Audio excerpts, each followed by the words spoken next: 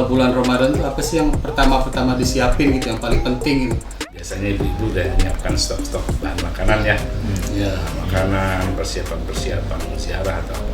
Tapi lebih bagusnya gitu, lebih mendalamnya atau lebih hikmahnya kita juga menyebut marhaban ya Allah. Allah adalah sesuatu zat yang kita gandrungi dan kita rela dikuasainya.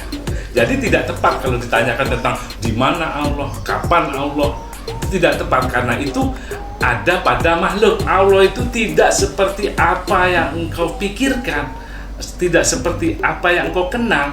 Bahkan imajinasi kalian tidak akan mampu untuk membayangkan apa itu Allah. Apa sih yang dicari di dunia ini gitu? Ada ayatnya, baik membacanya kurang bagus nanti belajar baca Quran ya. Karena kalau bahagia meletakkan pada kesukaan itu sebetulnya tidak kebahagiaan, gitu loh. Tapi kalau kebahagiaan itu diletakkan pada kenikmatan, itulah ya bahagia.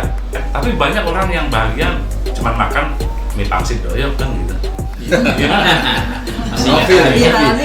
Masih ingat aja. Karena saya pernah ngalamin juga pada waktu pacar saya meninggal. Kalian tahu kalau pacar saya waktu SMP meninggal ya, yaitu Niki Ardila.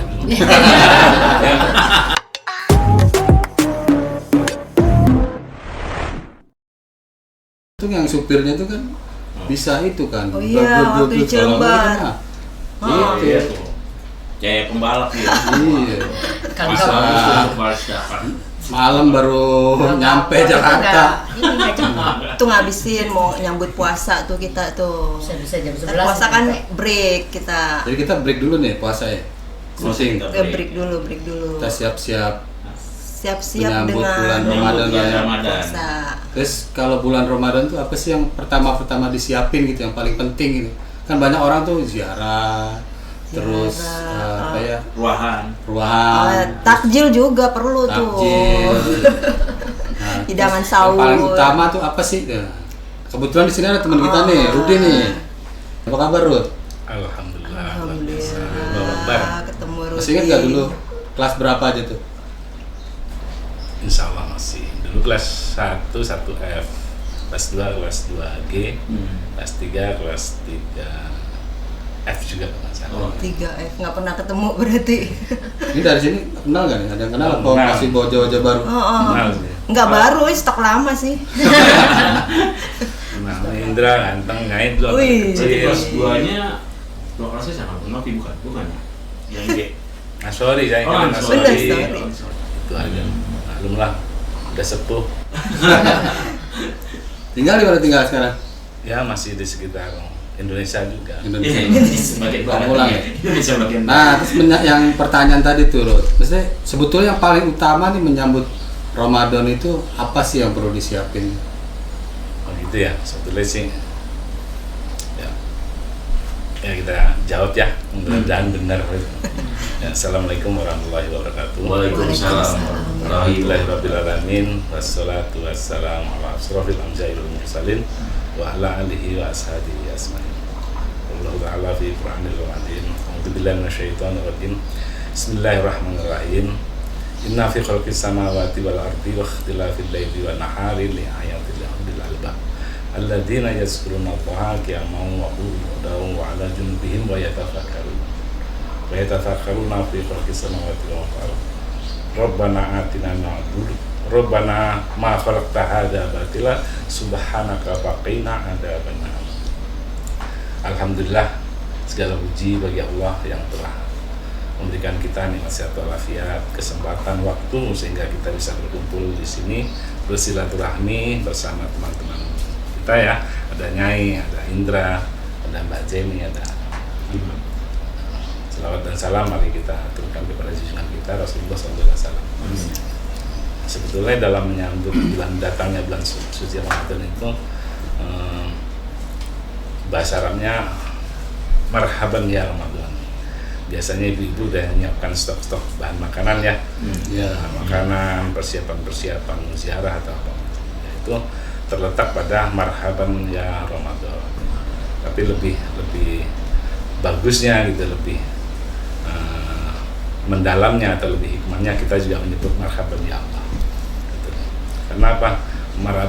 marhaban ya Ramadan. Ramadan itu nama bulan.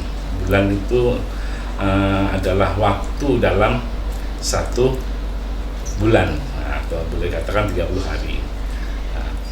Hari itu ada 24 jam kan gitu. Jadi bulan itu bisa kita katakan adalah waktu di mana kita sebagai umat Islam diperintahkan untuk beribadah, terutama diwajibkan untuk berpuasa. Ya ayyuhalladzina amanu kutiba alaikumussyam kama kutiba alal ladzina min qablikum la'allakum tattaqun, yang gitu. Diwajibkan atas kamu, telah dituliskan kepada kamu untuk berpuasa sebagaimana telah diwajibkan umat-umat sebelum kamu, agar apa? Agar kita bertakwa. Itu ada di dalam surat Al-Baqarah ya, Ya, Tete? 183 ya? 83, betul. Nah, tadi ayat wal asri ya, disampaikan di wal asri innal insana lafi khusrin illal ladzina amanu wa 'amilus solihati wa tawassaw bil haqq wa tawassaw bis sabr. Nah, jadi Allah itu bersumpah demi waktu, demi masa, demi yang kamu berada di dalam waktu tersebut, gitu ya. Dari hari ke hari, dari pagi ke pagi lagi, dari bulan ke bulan, sesungguhnya kamu dalam keadaan rugi kan gitu. Nah, kecuali ilal ladzina amanu wa 'amilus sholihat wa tawassaw bil haqq wa tawassaw. Kecuali orang-orang itu yang enggak rugi, yaitu orang-orang beriman. Orang-orang beriman dan orang-orang yang beramal soleh. Kenapa ini dipisahkan antara orang beriman dan orang-orang soleh? Kita kan tahu orang beriman itu terkait dengan iman ya. Iman itu orang Islam itu ada 6. Orang yang beriman atau percaya kepada Allah, orang yang beriman kepada malaikat, yang percaya kepada malaikat, rukun iman ya. Rukun iman, orang yang percaya kepada Allah. Nah, apa tadi? Yang ketiga nabi ya. Jadi rukun iman itu orang-orang yang beriman ya. Orang yang percaya. Orang yang beriman itu yang bekerja adalah hati, mereka telah percaya, tapi tidak ada action, tidak ada tingkah lakunya. Jadi orang yang beriman itu termasuk orang yang beruntung. Ditambah lagi sama Allah, wa amilus sholihat, sudah beriman, tapi menjalankan amal-amal soleh. Gitu. Misalkan dia harus menjalankan rukun Islam, setelah dia beriman, dia telah beriman, percaya kepada rukun 6 yang beriman tadi, dia juga harus menjalankan amal-amal soleh, yaitu wajibnya menjalankan rukun Islam yang ada 5. Ya, orang sudah beriman, saya sudah percaya pada Allah, sudah sholat belum, berarti dia beriman tapi belum menjalankan amal soleh. Gitu. Ya, saya sudah percaya pada kitab-kitab Allah, yaitu Al-Quran, Injil, Taurat, Zabur, percaya, tapi kamu sudah puasa belum? Ya, kamu baru beriman, belum beramal soleh kan itu. Amal yang baik yang telah diwajibkan dan telah disunahkan. Wa tawassaw bil haqq, saling berdakwah, saling menyapa, saling menegur, saling mengingatkan, saling nasihat tentang kebenaran. Nah, acara silaturahmi ini kita manfaatkan untuk itu, saling mengingatkan ya tentang kebenaran, juga saling watawassaw bis sabr gitu, saling memberikan nasihat ya. Kalau suatu saat teman-teman kita ya, teman-teman kita itu nanti ada musibah atau hal yang tidak diingini, ya kita saling mendukung tentang sabar. Jadi yang orang hilaf juga ya. Nah, yang hilaf kita saling mengingatkan tentang kesabaran. Ya. Jadi waktu penyambutan bulan Ramadan itu kita membutuhkan mental ya. Mental pertama itu ya fisik tadi, marhaban kita siapkan fisik kita, karena rukun Islam itu rukun di mana ibadah tentang fisik. Ya kan? Nah, kalau rukun iman ibadah tentang hati, ya. Kalau Islam tentang fisik, yaitu kita sholat memakai fisik, kita puasa memakai fisik, kita zakat juga memakai fisik, apalagi haji fisik. Baca Al-Quran juga ya. Nah, kita tambahkan kan acara ini yang namanya marhaban ya Ramadan, yaitu bulannya adalah kita siapkan yang fisik-fisik seperti itu, yaitu makanan, minuman. Nah, marhaban ya Allah. Ya, kita akan selamat datang Allah. Gitu. Jadi sebelum kita menyambut Allah, paling enggak kita tahu dulu itu Allah kan gitu. Allah itu apa? Allah itu siapa? Kan gitu. Bagaimana rahmat Allah? Bagaimana ridho Allah kan gitu. Gitu. Jadi kalau kita menyambut orang, menyambut tamu gitu, misalkan, wah tamu saya misalkan Bang Billy datang, nah, kita sudah kenal Bang Billy, makanya kita akan sambut. dengan enak kita bisa menyambut. Begitu juga nanti di bulan Ramadan, bulan yang penuh rahmat dan maghfirah. Nah, insya Allah kita akan menyambut Allah. Allah itu adalah Tuhan semesta alam, ya, Tuhan yang menciptakan kita semua. Dia yang mutlak, ya, Dia yang mutlak. Nah, dan kita yang relatif. Kenapa kita relatif? Benar menurut kita belum tentu benar menurut Allah. Belum tentu benar menurut orang lain. Di dunia ini tidak ada yang mutlak. Yang mutlak hanya Allah. Bahkan ilmu yang mutlak sendiri terkenal, matematika itu pun tidak mutlak. Misalkan 2 tambah 2 4, ya kan? 4 kali 6 16. Akar daripada 16 adalah 4. Akar kuadrat daripada 4 adalah 2. Akar kuadrat dari 2 berapa, Nyai? Nah, itu kan? Itu menandakan bahwa matematika juga yang dikatakan ilmu pasti, ilmu mutlak, tidak mutlak, masih relatif, ya kan? Yang kalau bahasa matematika huruf lambangnya huruf S kebalik, yang namanya tak terhingga. Ya kan? Banyak, kalau enggak itu aja, misalkan 9 dibagi 3 berapa? 3. Ya, 10 dibagi 3 3,333 terus tak terhingga. Itu tanda bahwa kita bahwa yang di dunia ini yang sudah dikatakan mutlak sendiri juga tidak mutlak, karena mutlakan itu milik Allah, kepastian itu milik Tuhan seluruh sekalian alam. Nah, sifat mutlak sendiri, kita coba mengenal Tuhan ya. Sifat mutlak sendiri harus mempunyai sifat yang hakiki, gitu loh. Kira-kira sifat yang hakikinya apa? Ayo. Esa. Betul. Sifat yang hakikinya esa, yaitu dia harus satu. Nah, sebab kalau 2 nggak mungkin eyel-eyelan gitu loh. Wah, menurut A begini, menurut B begini, akhirnya relatif lagi. Jadi yang mutlak bersifat satu. Nah, kalau yang satu itu mempunyai sifat yang hakiki juga gitu. Apa itu sifat hakiki yang satu? Tidak beranak dan diperanakan. Kalau setuju, misalkan sifat satu itu, kalau setuju ya, kita rembukan bersama, sifat yang satu itu adalah mempunyai sifat yang unik, yaitu dia tuh harus berbeda dari yang lain. Setuju nggak kira-kira? Setuju ya. Jadi kalau dia sama berarti 2. Ya, kalau sama berarti kembar. Kembar itu bisa 2, bisa 3, bisa 4. Jadi sifat mutlak itu harus mempunyai sifat yang satu. Qul huwallahu ahad. Dia juga harus beda. Lam yalid wa lam yulad wa lam yakul lahu kufuwan ahad. Nah, Allah itu adalah Allah yang satu, Dia itu mutlak, Dia itu berkuasa, Dia itu berbeda dari makhluknya. Nah, jadi begitu. Jadi kalau kita ambil definisi sederhananya, Allah itu apa? Ya, ada yang bisa nggak kira-kira? Allah itu zat yang esa. Ya, itu definisinya. Definisinya Allah satu hal yang mutlak. Nah, Dia berbeda dan Dia berkuasa dan Dia pencipta segalanya. Kita ambil definisinya apa? Nah, kalau saya boleh usul, kalau setuju, Allah adalah sesuatu zat yang kita gandrungi dan kita rela dikuasainya. Kira-kira setuju nggak? Ya. Jadi kan tadi menyambut Ramadan tuh kita menyiapkan apa ya, kehadiran Allah lebih utama menghadirkan Sang Pencipta ke diri kita gitu ya. Nah, terus pertanyaannya, wujud Allah itu apa sih? Ya.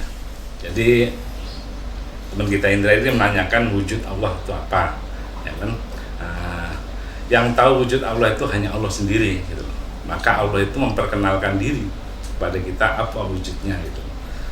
Mungkin secara mutlak kita tidak bisa tahu wujud Allah itu, tapi sebagian kita insya Allah bisa tahu karena Allah itu wujud. Coba Mbak Yeni baca surat An-Nisa ayat 126.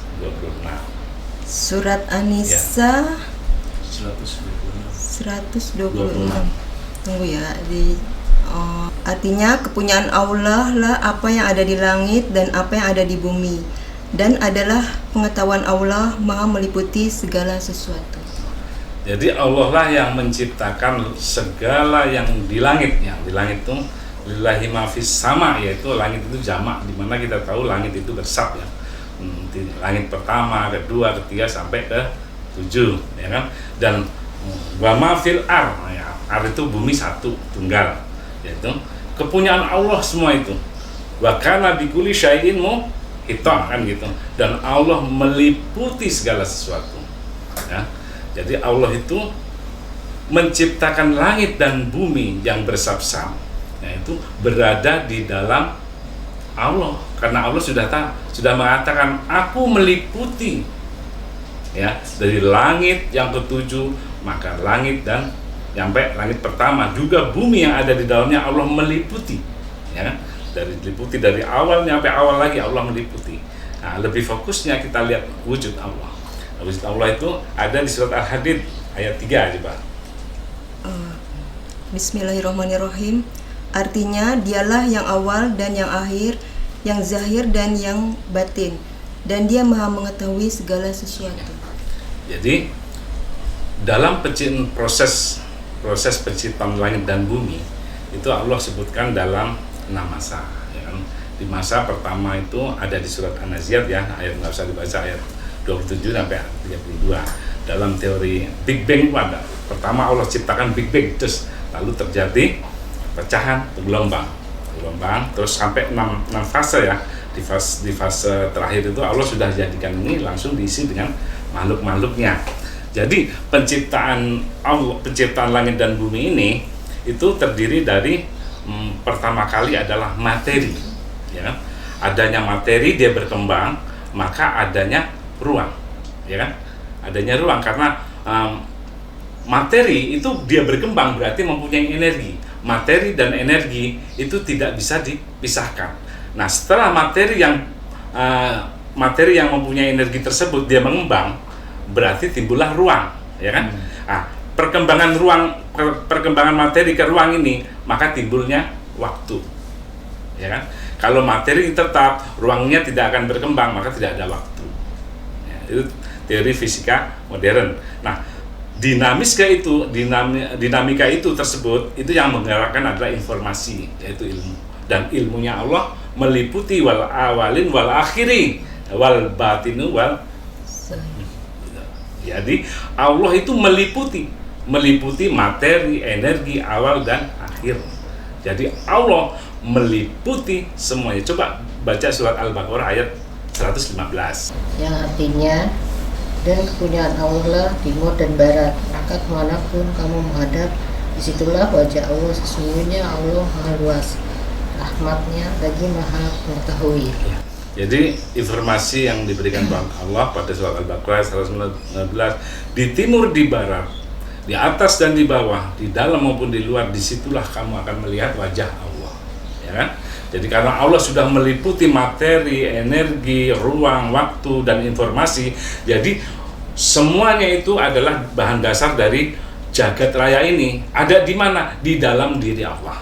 Jadi wujud Allah adalah materi, energi, ruang, waktu, dan informasi. Itu ada di dalam eksistensi Allah, ya kan? Seperti itu. Kapan ya Allah itu ada, Nah, kapan Allah itu ada? Jadi kalau ditanya kapan Allah itu ada, nah, berarti Allah itu disebutkan tadi dalam surat Al-Hadid, wal awalil wal akhiri.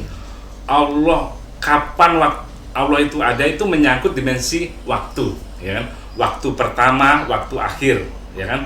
Dia ada di kemarin tapi tidak ada yang sekarang. Dia ada sekarang tapi tidak ada di lain waktu.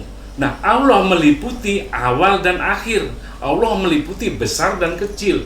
Allah meliputi yang dulu, sekarang, dan yang akan datang. Karena waktu proses awal dan proses akhir, Allah itu berbarengan menciptakan. Di saat kamu mengakhiri hidup kamu, di saat itu orang lain juga mengawali hidupnya. Karena awal dan akhir itu berada di eksistensi Allah, berada di dalam zatnya Allah, itu ya. Jadi pada waktu penciptaan dunia ini, materi, energi yang variabelnya seperti itu, dan informasi, jauh sebelum itu Allah sudah ada. Bahkan sebelum ada jagat raya, sebelum jagat raya Big Bang tersebut, yang ada adalah fluktuasi kuantum, itu ya, Fabrasi kuantum itu di mana yang tidak ada, jadi memang tidak ada, pada waktu tidak ada. Sebelum itu Allah sudah ada, karena Allah itu maha awal dan maha akhir gitu. Jadi tidak tepat kalau ditanyakan tentang di mana Allah, kapan Allah, itu tidak tepat, karena itu ada pada makhluk. Allah tidak bertempat, Allah tidak membutuhkan ruang, karena ruang itu berada di dalam eksistensi dirinya. Kapan Allah ada? Kapan Allah ada itu juga dimensi waktu. Waktu tidak berlaku pada Allah, karena waktu itu diciptakan Allah di dalam eksistensi dirinya gitu loh. Jadi tidak berlaku. Yang berlaku itu adalah makhluk. Jadi tidak cocok kalau Mbak Nyai nanya kapan Allah ada. Nah, kalau mungkin Mbak Jenny tanya, Mbak Jenny kapan ada? Pas dia lahir dan gitu. Terus kenapa? Nah. Kenapa Allah nggak terlihat? Nah, kenapa Allah tidak terlihat gitu ya? Kenapa? Sebenarnya ada ayatnya, Mbak membacanya kurang bagus, nanti belajar baca Quran ya. Makanya soalnya kan Iya. bacanya. Jadi gini, kita diciptakan Allah itu, ya, diciptakan itu diadakan di dunia, di langit pertama yang dimensi 3.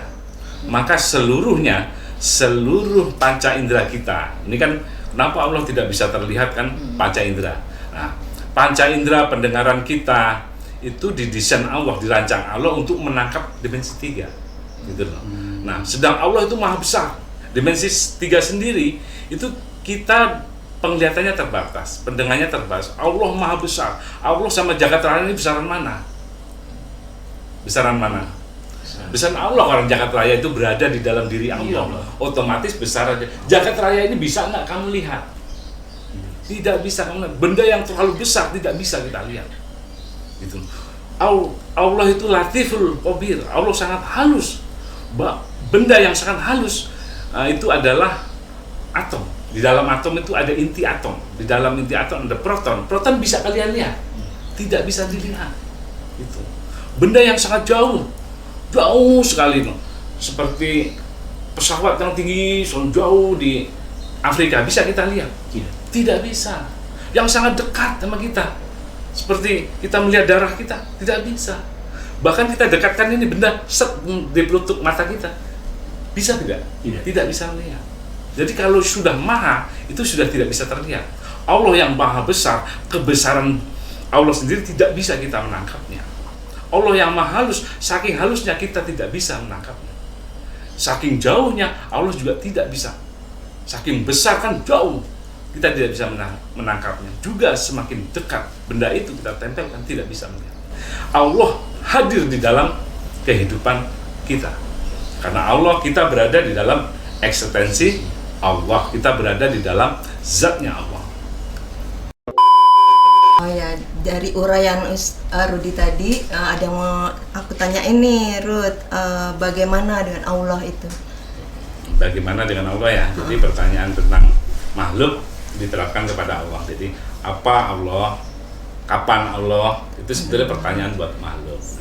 Jadi kalau bagaimana Allah, kenapa Allah menciptakan dunia ini, kenapa kita diciptakan dunia ini, kita tidak bisa dapat informasi yang dari Allah. Nah, Allah hanya akan memberikan sifat-sifatnya, ya. Kenapa dunia ini diciptakan? Kenapa manusia ini juga diciptakan? Untuk apa? Karena Allah idza arada sayana ya'lalu kun fayakun. Allah itu maha pencipta, ya kan? Diciptakan dunia dan isinya itu karena Allah maha pencipta. Dan kalau dia berkehendak, maka cukup berkata kun fayakun, jadi gitu. Maka jadilah. Jadi jangan pandang kita sebagai Tuhan gitu. Kita makhluk. Cara berpikir kita juga makhluk yang penciptaannya melalui proses. Tapi buat Allah tidak melalui proses. Di saat dia berkehendak maka kun, maka jadilah. Nah, itulah Allah. Gitu. Jadi perkataan pakai bagaimana Allah, kapan Allah ada, di mana Allah itu berada, itu hanya cocok untuk makhluk. Kalau untuk Allah sudah tidak mission lagi. Paham? Iya, paham. Nah, kalau misalnya arsy Allah itu apa? Arsy Allah. Jadi Allah itu ini. Arsy itu adalah lambang kekuasaan, ya kan? Allah itu lambang kekuasaan. Jadi Ars itu lambang kekuasaan. Dia sebuah raja mempunyai singgasana. Dia duduk di singgasana sambil melihat gitu. Jadi Ars itu adalah singgasana Allah. Jadi bukan tempat gitu, bukan suatu tempat, tapi lebih ke fokus lagi adalah kekuasaan Allah. Coba kita lihat surat kursi, Allahu la ilaha illa huwal hayyul qayyum la ta'khudhuhu sinatun wa la naum. Ya, kita tahu artinya.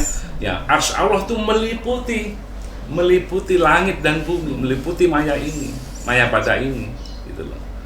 Di mana kita melihat, disitulah Arsy Allah.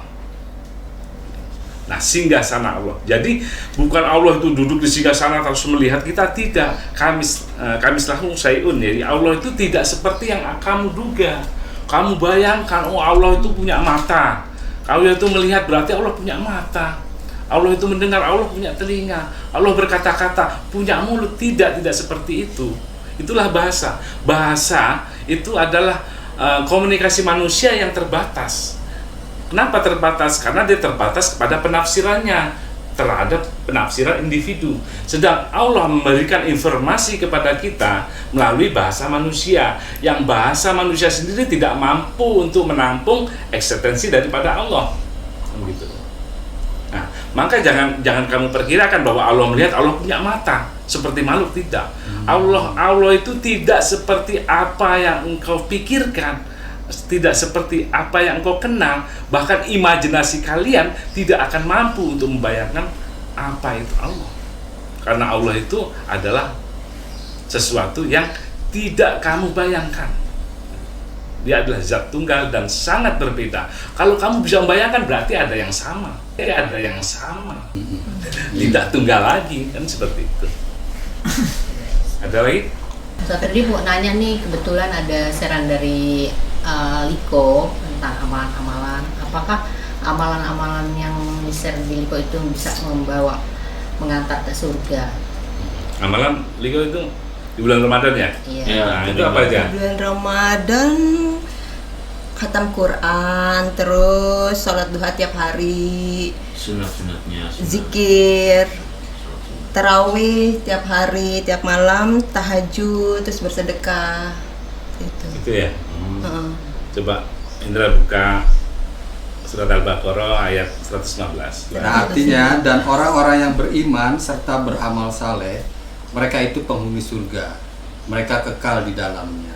Nah, jadi diinformasikan orang-orang yang beriman ya, orang yang beriman yang tadi dari awal saudaranya orang yang percaya kepada Allah, pada nabinya, pada Al-Quran, pada kitabnya dan takdir, dan dia beramal soleh, melakukan pekerjaan-pekerjaan soleh seperti tadi, maka dia akan masuk ke surga.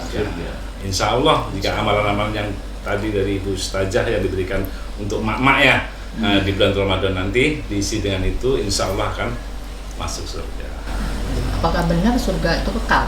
Loh, apakah benar surga itu kekal? Kan itu kan dijelaskan dari tadi apa?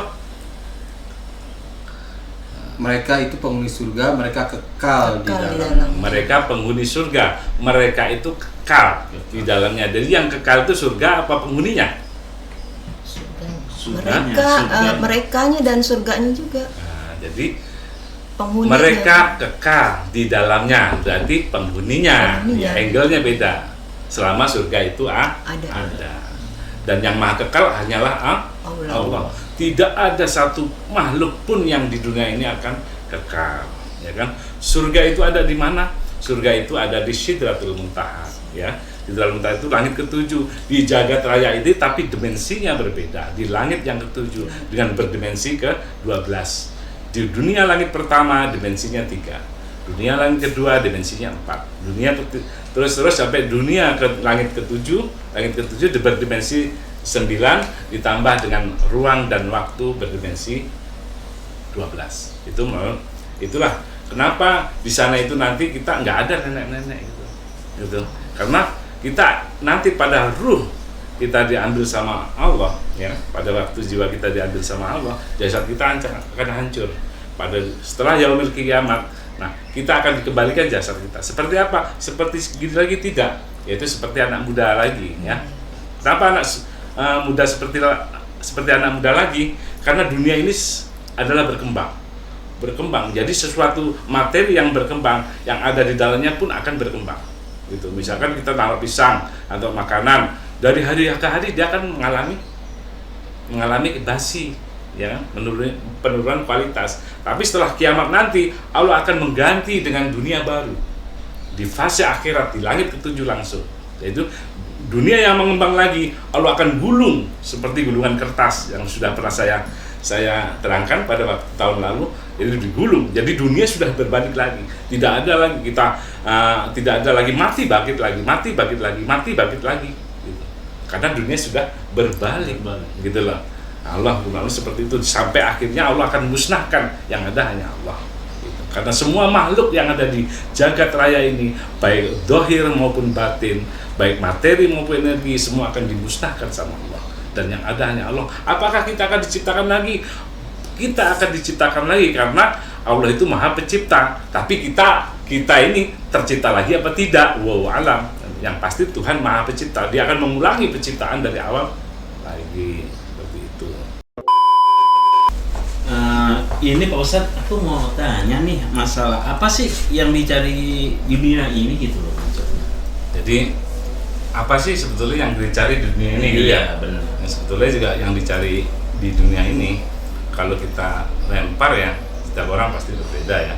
Kalau kita lempar, sebetulnya yang saya cari di dunia ini ya keridhaan Allah kan gitu. Tapi itu nggak operatif ya, karena kalau udah kita cari keridhaan Allah, sudah habis, sudah jelas gitu, tidak operatif. Bagaimana kita tahu sedang keridhaan itu ada di substansi Allah? Kita nggak akan tahu apa tolak ukurnya kalau kita diridhoi. Jadi tidak operatif kan gitu. Tapi ada lagi yang jawab, ya saya cari kebahagiaan. Nah itu kayaknya normatif. Yang kita cari itu adalah kebahagiaan. Gitu. Lantas kebahagiaan itu seperti apa dan bagaimana? Itulah yang kita tahu. Terkadang kita juga nggak bingung tuh. Kita pengen kebahagiaan, tapi kebahagiaan itu sendiri kita nggak tahu. Apa itu bahagia? Mungkin kalau setiap orang ditanya ya, saya bahagia tuh asal punya mobil, punya rumah bagus, ya kan gitu. Itu bahagia. Saya baru jadi meletakkan kebahagiaan itu pada kesukaan, itu kan. Ya. Jadi rata-rata orang itu meletakkan kebahagiaan itu kesukaan, gitu. Saya bahagia itu kalau sudah mempunyai fasilitas materi yang cukup. Saya bahagia itu karena sudah mencapai tingkatan kekuasaan yang cukup. Dan saya juga bahagia mungkin kalau saya berada sama orang-orang yang dicintai, itu bahagia, ya kan? Tapi itu cuma meletakkan kebahagiaan, cuma kesukaan. Apakah itu yang kita cari? Nah, kita terkadang juga dapat materi yang banyak orang yang nggak bahagia, banyak orang yang kaya tidak bahagia, ya kan? Terus kita juga pengen jabatan, semakin jabatan tinggi, jadi menteri, jadi direktur, banyak orang yang nggak bahagia karena cuma suka. Bahkan terkadang orang tersebut itu bahagianya malah di saat dia usaha, kan gitu. Saya berusaha jadi seorang direktur, pas jadi direktur dia merasa hampa, gitu. Nah saya bahagia karena sudah mencintai Nyai, gitu. Ya, saya bahagia mencintai Nyai, tapi Nyai belum tentu bahagia dicintai saya, kan gitu. Karena yang bahagia itu orang yang mencintai, kan gitu. Nah, orang yang dicintai belum tentu bahagia. Nah, karena kalau bahagia meletakkan pada kesukaan itu sebetulnya tidak kebahagiaan, kan gitu loh. Tapi kalau kebahagiaan itu diletakkan pada kenikmatan, gitu, itulah yang bahagia. Saya bahagia kalau punya mobil, ya sebagian orang bahagia. Tapi banyak orang nikmat pakai mobil yang apa adanya, gitu. Saya nikmat makan di hotel, tentu ya. Tapi banyak orang yang bahagia cuma makan mie pangsit doyok, kan gitu.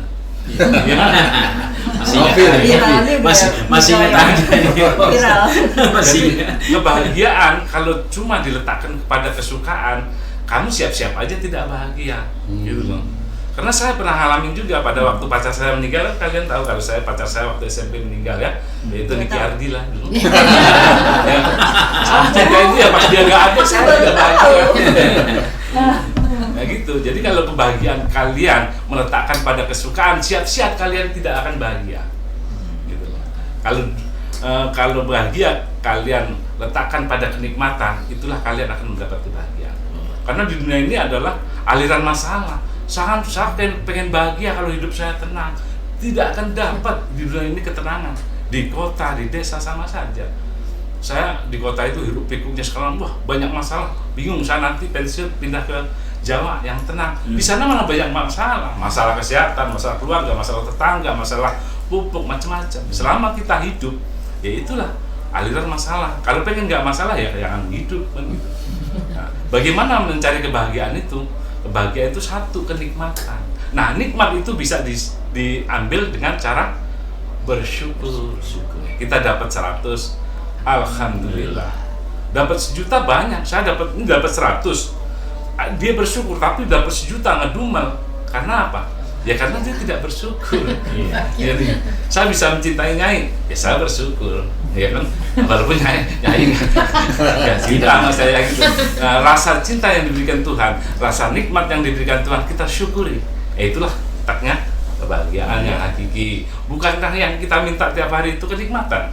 Kita sholat kita baca iya karena abudu wa iya karena nasta'in ihdinas siratal mustaqim siratal ladzina an'amta 'alaihim. Ya Allah, Engkaulah tempat kami menyembah dan Engkaulah tempat kami mohon tolongan. Maka tolongkanlah aku, tunjukkanlah jalan yang lurus.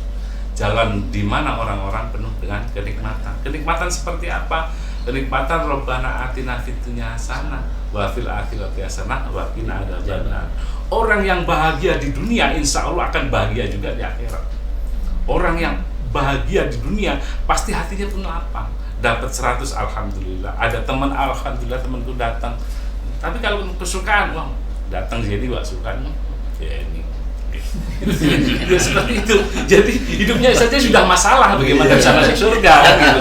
Bersyukur alhamdulillah lama saya bertemu dengan Zeni kan gitu. Sudah bersyukur saja. Jadi paham ya tentang yang kita cari di dunia itu adalah kenikmatan, dan kenikmatan itu kita bisa mengantarkan kepada kebahagiaan. Kalau kita di dunia kita bahagia, insya Allah di akhirat pun akan hidup bahagia. Amin ya Rabbal Nah, kan nih di bulan Ramadan tuh ada satu hal yang istimewa itu kan ya malam Lailatul Qadar ya. Terus apa sih malam Lailatul Qadar itu dan gimana sih cara kita dapetinnya? Oh gitu ya. Inna anzalnahu fi lailatul qadar wa ma adraka ma Lailatul Qadar. Lailatul Qadar khairun min alfi syahr. Tanazzalul malaikatu wa ruh fiha bi izni rabbihim min kulli amrin.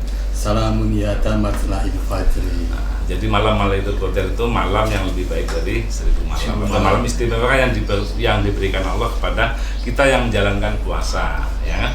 Nah, malam tersebut itu penuh berkah. Di mana malam itu bisa didapat menurut riwayat itu dari malam-malam ganjil atau bisa jadi juga dalam malam pertama, ya. Spesifik malam terakhir. Kenapa malam terakhir? Karena dari hari pertama kita sudah dilatih sama Allah untuk selalu tadi kan ada amalan-amalan Liko ya, salah satunya adalah membaca Al-Quran. Al-Quran itu adalah ruh, ya, ruh.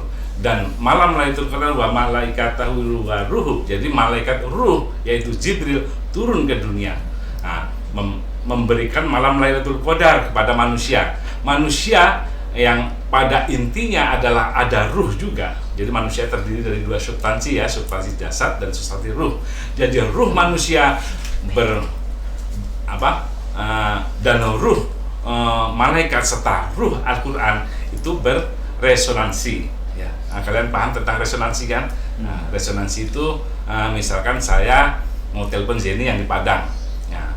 Bagaimana caranya dengan sinyal yang sama, yaitu dengan melalui alat HP dengan nomor yang sama, ya, maka dan kalau on, ya ini on, saya on, insya Allah saya bisa berkomunikasi dengan ini. Nah, begitu juga resonansi malaikat Jibril dan Al-Quran dan kita sama-sama ruh. Di saat itu kita berresonansi, maka disitulah Allah buka kemuliaannya.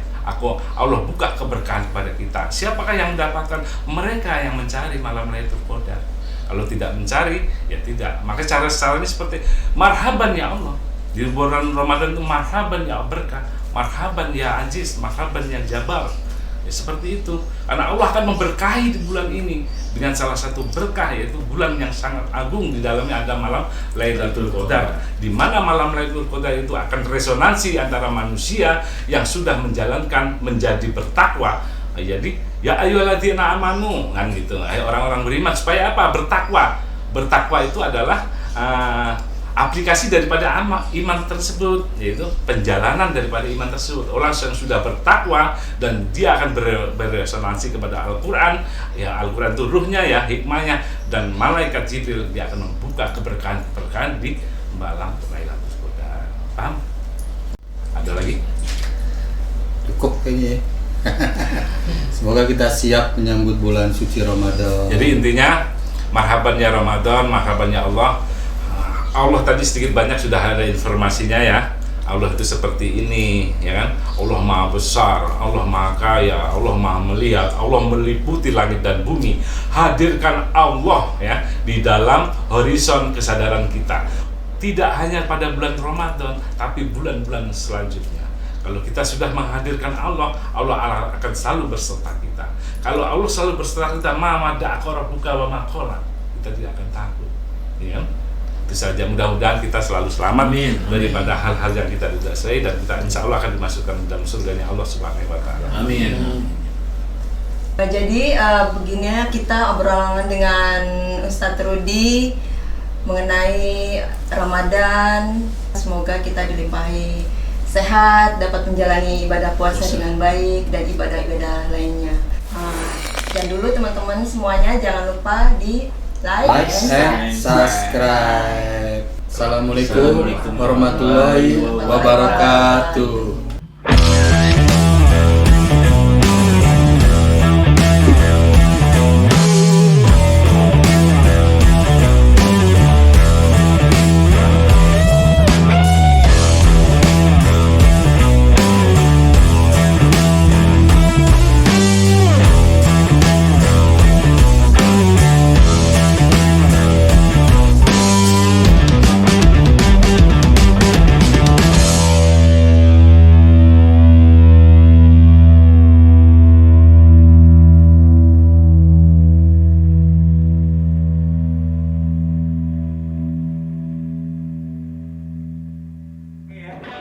Ini teman-teman, alumni SMP 57 angkatan 85 ya. Saya Ahmad Sarwat, ini kita lagi ada di studio Rumah Fikih. Ini gambarnya semua hijau-hijau karena kita pakai green screen. Jadi insya Allah kita jadi ya bikin podcast sama Kultum Ramadan ya. Insya Allah Kultum Ramadan tempatnya di sini nih. Udah ada kamera semua lengkap, lampu dan sebagainya. Tukang somai nggak kedengeran. Hostnya bisa di situ, narasumber bisa di sini, jadi bisa live juga bisa, ya. Tapi mau tapping aja juga bisa, mau live pada hari haknya juga bisa, mau interaktif juga boleh. Lampu ada, kamera ada, mic-nya buat podcast. Oke ya. Nah kalau mau duduk di ini juga bisa. Seolah-olah nih lagi jadi kayak ustadz gitu di sini, bukan jamaah gitu kan? Kan jamaahnya bisa seolah-olah dari Istiqlal gitu.